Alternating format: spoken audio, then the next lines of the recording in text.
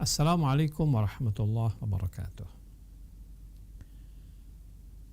Di antara masalah yang seringkali kita hadapi adalah muntah. Bagaimana hukumnya?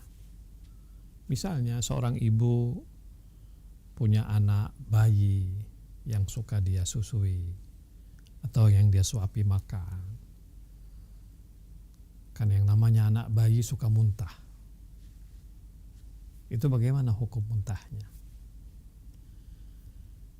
Atau misalnya kita ngurus orang tua kita yang sakit, atau siapapun yang kita urus sakit, orang kena muntah berak misalnya, diare sampai muntah berak, atau yang sakit misalnya terus kemudian dia muntah, ngurusin orang tua sakit muntah, demam muntah misalnya. Itu apakah muntahnya itu najis atau suci? Apakah muntahnya itu najis sehingga kita harus cuci? Jadi kalau kena muntah, tangan kita harus kita cuci. Sama seperti kena air seni misalnya. Kita harus sucikan supaya kita bisa sholat. Apakah seperti itu? Nah, pertanyaan ini diajukan kepada rahbar. Pertanyaannya begini, halit taqayyu, apakah muntah? Muntah siapa? Satu, at-tiflur radhi, muntah anak bayi. Apakah najis? Yang kedua, at-tiflul ladzi yardha'u wa ya'kul, atau bayi yang masih nyusu tapi juga sudah makan. Bayi usia setahun masih nyusu tapi sudah makan. Apakah ketika dia muntah najis?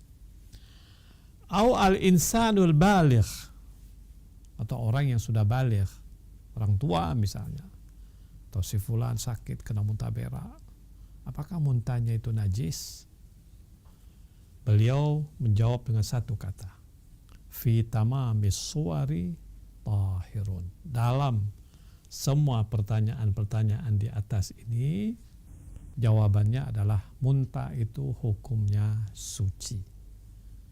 Jadi kalau ada orang kena muntah, dia tetap suci. Cuci saja karena kotor misalnya, tetapi tidak membuat badannya najis atau pakaiannya najis sehingga ketika dia mau sholat dia harus ganti bajunya misalnya. Enggak. Dia tetap boleh pakai baju tersebut untuk sholatnya tanpa dia harus mengganti baju. Sebab apa? Sebab yang namanya muntah itu hukumnya suci. Demikian yang bisa kita pelajari, mudah-mudahan menambah ilmu kita semua. Wassalamualaikum warahmatullahi wabarakatuh.